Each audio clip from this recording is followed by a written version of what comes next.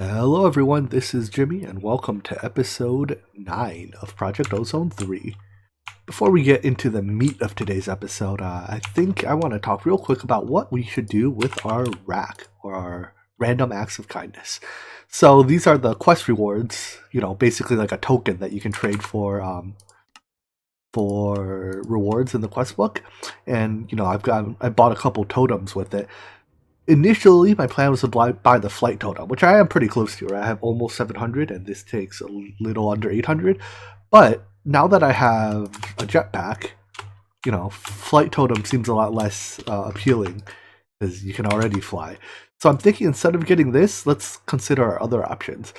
I think the most obvious second option then are various loot chests. So there's like 5 different grades of loot chests. I think this one gives you a random loot chest. The most expensive one costs 120 rack, and it's down from there. So I opened some of these in single player, just like in a test world, and generally speaking, I found the loot to be underwhelming. So then let's consider our other options. We will eventually want a dungeon locator. This is to find the Galacticraft dungeons. They point to where they are, but we're nowhere near Galacticraft, so that can wait. A Rhino shield, I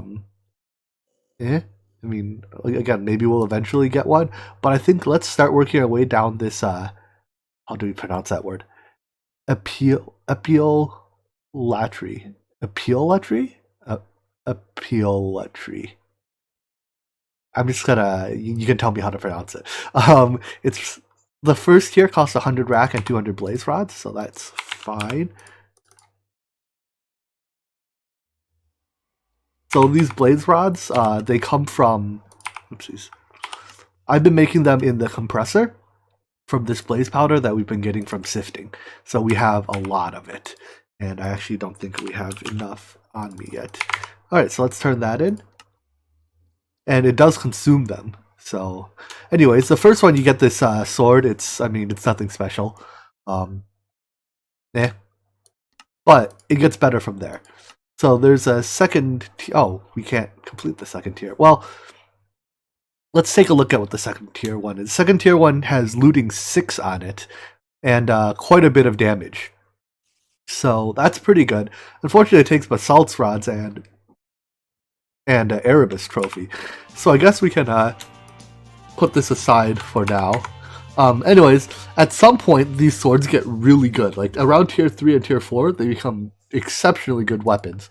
So I'm looking forward to when we get there, but I guess we can't even get the tier 2 one yet. Anyways, back to the mission at hand here. Last episode we ended by doing some research, and you can see here that we are done as far as we can in the this is Lordcraft, right? In the Lordcraft research book. So some of the ones that are locked are because they're mutually exclusive, like Steam and Ice. Basically, the last 2 in each of these are mutually exclusive. And these last 3 are locked because we have to do some quests to unlock them or something. But thankfully, all this stupid research stuff is out of the way, so we can proceed down the mod. This mod actually has a lot of features in it. It has a bunch of armor. It has a spells system, an abilities system, and a crafting system and a quest system. It's a pretty big mod. Unfortunately, I can't be bothered to learn it all, and most of it I think is not particularly powerful. So what we're going to do is go and do the stuff that we need to progress into the other mods. Maybe at some point we'll come back and revisit the actual features of Lordcraft beyond just what is needed for progression, but for now we're just going to progress. So we have to start making these various crystals, and according to the quest book, let's see, the quest line for it does walk us through it pretty well, I believe. The next thing we have to make is a Lord's Workbench, and we can upgrade it later so that we can craft stuff. So, to make this, it looks like we have to do a little bit more in the Twilight Forest. We have to get carbonite, which is from the gas tower. So let's actually go make a quick visit to the Twilight Forest. Actually, can I make this instead? No, I cannot. Never mind. Alright, so yeah, let's go back to the Twilight Forest. Oh, another thing I did between episodes was I went and re-killed the Twilight Forest bosses to get their trophies. So yeah, let's go and do a little bit more Twilight Forest progression to get to the Ergast Tower. So if memory serves me right, the last thing we did was defeat the Minotaur cave thingy maze puzzle, which means that the next step is to fight the Hydra, which according to our map is right here. The Hydra, when it spawns, is I think the easiest way to damage it is to shoot the mouth that's open. Let's see if I can remember this. Yeah, so you have to shoot the mouth that's open and doing something. And if you can either shoot it or you can reflect its projectiles back at it. But with our laser gun, I think the Hydra will go down pretty quickly.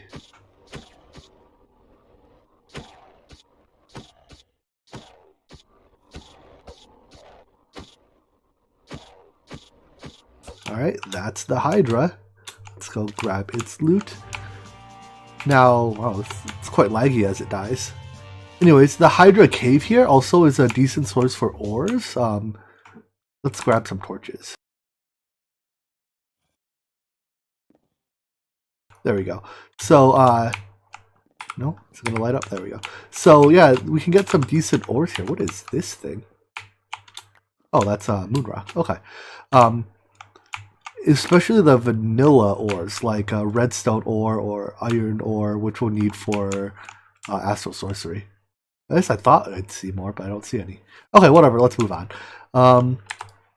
So the next step after the Hydra... Actually, let me check the... What's the hotkey for? Not K. H? Not H. I forget what comes after the Hydra. Does it say? Alright, give me a sec to figure this out. According to the quest book, the next one is the Night Phantasm. So that is in the Dark Forest. If you look to our north, there's one near the top of the map. So let's head over there. Alright, here's the entrance to the Dark Forest. There's an entrance to like a maze in here somewhere, but we have to find it. So let's bring a lot of torches for this. There's a lot of trees, that make it difficult to see.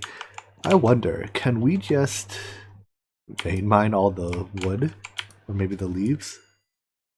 No, I think there's too many different types of leaves for this to be meaningful. Let's see. Yeah, that didn't really reveal anything. It's like a lower canopy and an upper canopy. Alright, whatever.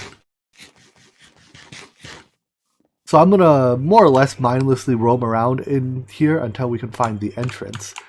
The entrance is pretty obvious once you spot it, though. I'll show you when I'm there. Alright, here it is, I think. Once you find one of these, like, structure type things, just follow it along, and sooner or later it'll lead downstairs, and that's your entrance. Here it is. So to get down, you have to get through this, like, stronghold block, and you can't dig through it. So for now, if I try to, like, dig my way into this castle, you see that it like, generates this shield, and it's like, you shall not pass. So the way to get through that is we have to get any of the trophies from a previous boss, which is why earlier I was like, wait, if we're not getting trophies, then, how are we going to get through here, right? So any of the trophies will do, and you just place it on the pedestal, and that causes it to open. And in addition to opening, we can now break through it from the outside as well. Cool. So this is just another maze. It's a lot like the maze we did earlier, the Minotaur maze, except this has like a different set of mobs in it. So I'm just gonna go through this again. At the end, there's a boss room. So if it doesn't take too long, I'll just see you there. Is this already the boss room? This is like the third room I've been in. But yeah, this is the boss room. Wow. This is easily the fastest I've ever found the boss. Like I literally started around that corner. Okay. Well, anyways, you just kill the boss. And he drops some good stuff. I think normally they do something, but I don't know. Maybe their AI is broken because I can hit them from so far away. Either way, loot their stuff up. Their armor is pretty good, but I guess it comes damaged, which makes it less pretty good. And in the chest, you get their trophy. So I'm going to loot some of this, and then the next step is the gas tower. To show you how close the boss rooms to the spawn, let's just see. So here's the boss room, and the room we spawned into was right here. This is where we came in from. I've definitely previously, like, there have been, when I've been unlucky, I've spent upwards of maybe like an hour clearing that maze before. So I am quite fortunate that we just, oh, I thought I opened it up. We were quite fortunate that we cleared that in like 2 minutes. Anyways, we can just break through the top and head over to the gas tower. So the gas tower, a lot like the Lich Tower, is, well, a tower. So the intention is you start from the bottom and work your way up. The fact that we can fly means that we don't have to play the game. We don't have to play the game the way it's meant to be played. Because it takes a long time to climb this damn tower. So we're just going to fly to the top. At the top, there is a ghast boss, in addition to some stuff we want to loot. Namely that, like, Carbonite stuff. So let's spawn the boss in. I think he spawns from here. And he's supposed to have some mechanic where you, like, reflect his fireballs at him and trap him in these gas traps. Like these things here. These mini gas traps. But honestly, I don't even know how these work. I've always just shot the boss till he died.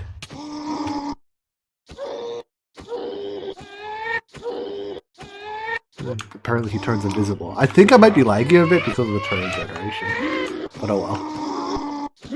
Pew pew.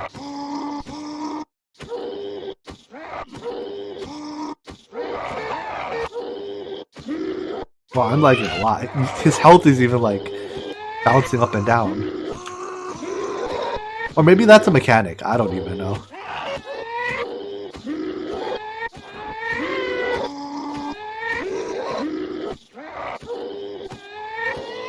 Almost there.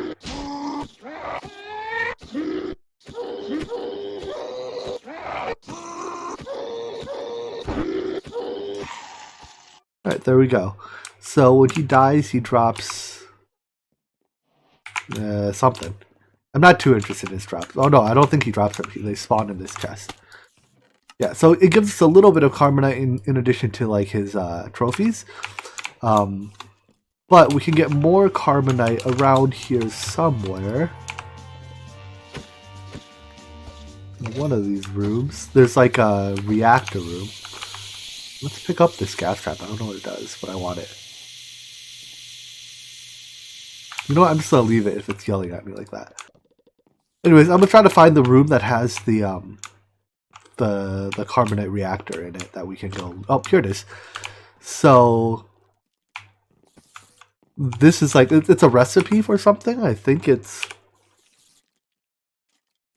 Oh, it's a recipe for the Carbonite reactor. I think. Either way, we can loot this stuff up. I want the boar essences and the Carbonite. And I think this is a puzzle where if you... Hey, stop shooting me. If you like extend out all the redstone blocks,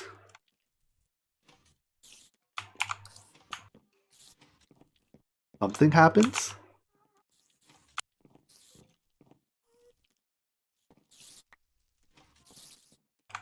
Just kidding, nothing happens. Ignore me. Maybe, I don't know. I swear something happens if you do this. Well, guess we'll never know. Anyways, I think that's enough for now. Oh, hold on. Maybe it has to be on this floor. Let's kill all these stupid spider mobs first. If we extend all of these, yeah, into this Carbonite reactor, then something happens. There's a spawner down there, isn't there? No? Whatever.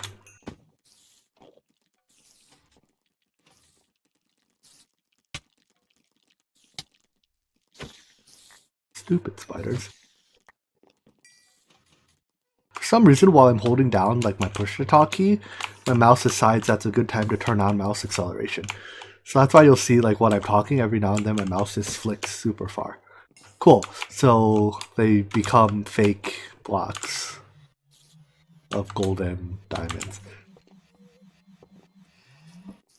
I'm not quite sure what the whole point of that thing was, honestly. I guess it's like a cool decorative effect, kind of, sort of. Maybe. Anyways, that's what the carbonite reactor does. For better or worse. I'm getting bored of here. Let's get out of here.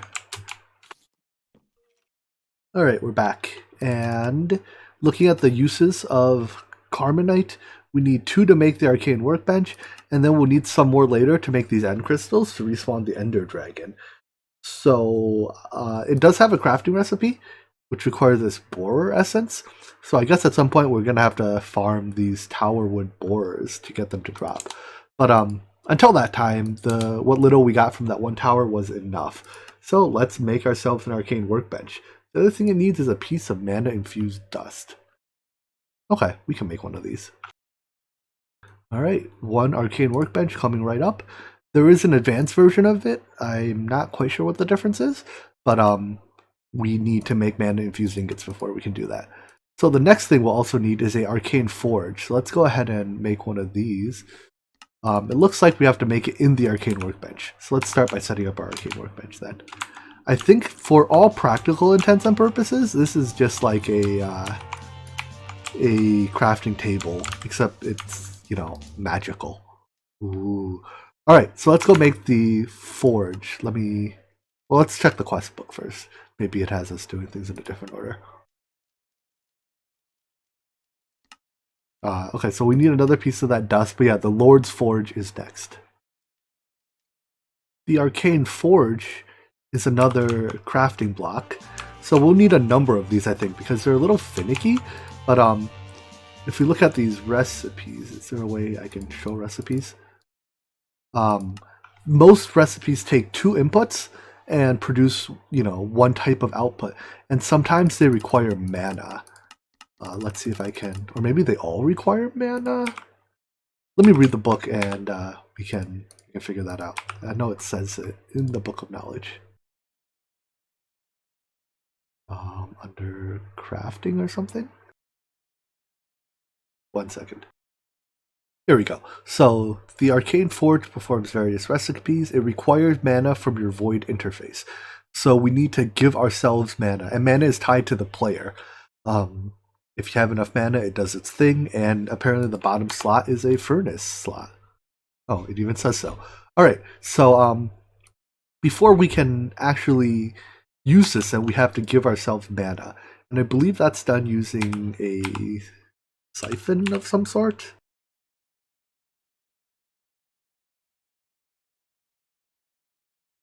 So it involves these siphons, and we have to like put them into a you know what, instead of guessing, let me actually figure this out. 1 second. Here we go. So we need a void interface. The void interface is what holds our mana siphons, and then we have to put mana into those siphons to get mana. So we have to craft one of these. This takes some night metal, which comes from that maze that I spent 10 seconds in. So it looks like we have to go back to Twilight Forest and get more night metal. I doubt we have enough. Yeah, we have exactly 0. Alright, so I'm going to go kill some mobs, get some loot. I wonder, do we have another modifier on this yet? We do. I'm going to put fortune on this.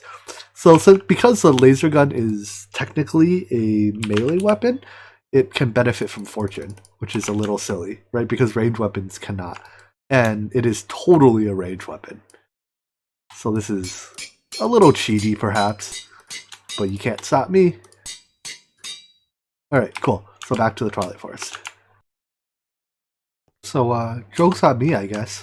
Once you clear the boss, I think mobs stop spawning in here. At least hostile mobs. So I've gone through and over a long period of time and managed to find 3 pieces in loot chests. I mean, it hasn't been that long. But since mobs aren't spawning, I think what I have to do is I have to either find more loot chests or just head over to another one of these mazes, and one that I haven't cleared yet. Either way, just something to keep in mind for you guys if you're playing along. Oh, here we go. We have 5 more pieces. Phew. And 8. 8 is enough for us to make the void interface and have enough left over to make the seeds for it. There is a mystical agriculture seed for it somewhere. whatever. We have enough. That's the point. Time to head back. So with our void interface crafted now, we have to make these siphons. And as far as I know, as far as crafting goes anyways, it doesn't matter which siphon you use. All the element types are equivalent. The only difference is what type of crystal it takes to power it. So for example, a dark siphon can only be powered by dull crystals, which have this recipe. A light siphon can only be powered by bright crystals, which have this recipe. So let me go through the various crystal types and figure out which one is easiest to craft in bulk. So here are our options. Water takes water buckets. Those don't stack, so that's off the table. Fire takes coal. Or dense takes coal. That seems like a good choice. Searing takes lava buckets, off the table. Nether quartz. It's decent, but we don't have an infinite supply of that. Glowstone blocks, we have a lot, but again, not an infinite. Well, perhaps we do have an infinite amount of that. Dull takes obsidian. And I think these are tier 2 crystals. These don't work. So, was it dense was the one? Yeah, dense takes coal, and that makes earth siphons. So we'll be crafting with earth mana. So let's start by making a whole bunch of dense crystals. Crafting the crystals in the arcane workbench is pretty easy. It's just a shapeless recipe. You put all the stuff in, you get them out. Now that we have some of these earth crystals, we want to upgrade them into, or at least some of them into earth siphons. So that can either be done in the basic crafting table, which I can't be bothered to make right now, or again in this crafting table. The number of siphons you make is kind of not that important. You don't necessarily need a lot, but the more you have, the more you can batch process things. I'll explain in a bit. So you want to place down your void interface somewhere. I don't think it matters because the way mana is linked is completely wireless, and you right click it with your siphons to store them inside. So as you see, as I do this, the amount of earth mana I can store goes up, and it'll eventually go up to 6400 once I store all of these. Each craft uses 1000 mana of the selected type, so basically each siphon allows you to do one craft. And then you start right clicking the crystals on it, and that like charges your mana. So by having 64 siphons stored in here, I can do up to 64 crafts before having to come back and recharge. Cool. So now that our siphon is charged, or our whatever this is called, void interface is charged, we can now craft with the arcane forge. And we first have to toggle it to the right type of mana, so we want to craft with earth mana. And let's start by crafting, I don't know, simple crystals, because we'll need a lot of these. So diamonds and redstone. We have a lot of diamonds. Is that 20... I can't read the number. 28,000? 23,000? Either way, that's a lot of redstone. Or lots of diamond. We have a lot of redstone, too. So once we do this, does this order matter? Oh, left click here to craft. And it'll craft it. And I think maybe the difference between the basic and the advanced is that the advanced will no, the basic keeps crafting too. I don't know what the difference between the basic and the advanced is. Maybe the advanced is just faster. Either way, I believe this does accept hoppers. Like it accepts item IO through hoppers. Let's check. If it does, then we can, feed items in via hopper. Yeah, it does, but it's not like smart about it. So if we have too much stuff, like if I have more than a stack of diamonds in here at the start, it'll put them all in the first slot, or it'll put diamonds in both slots, which can be, not good. And then we can put that there.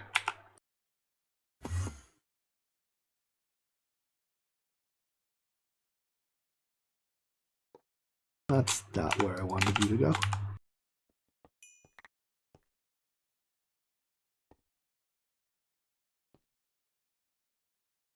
It looks like... So maybe hoppers on the side can only feed into the one slot, and hoppers on onto the side slot. Let's check. Okay, so that must have been a recent-ish change, because I don't think it was this behavior before.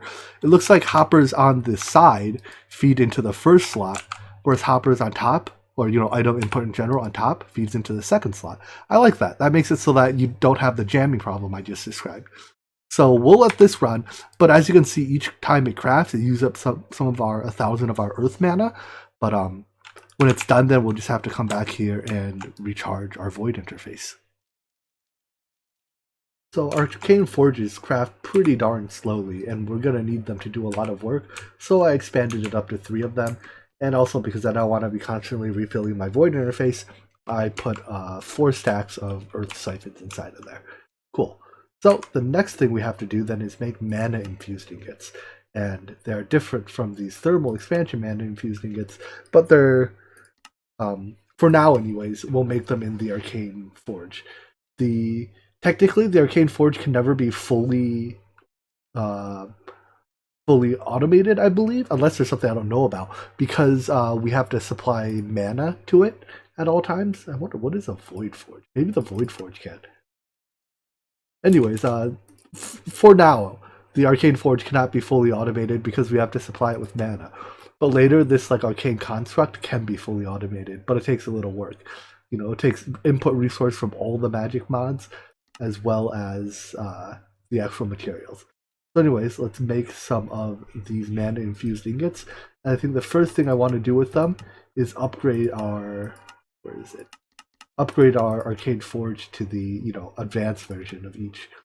I actually don't know what is advanced about it, but we'll find out. So with our mana infused ingots completed, I think we can now upgrade our forges. I took a look at the advanced forges, just run at double the rate of the basic ones.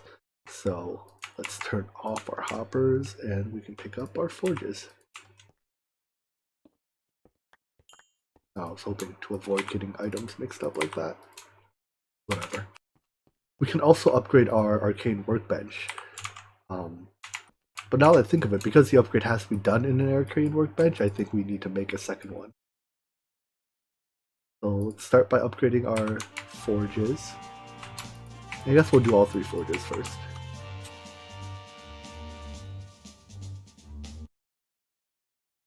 And then we can come back and upgrade our arcane workbench. The workbench has the same functionality, upgraded versus not.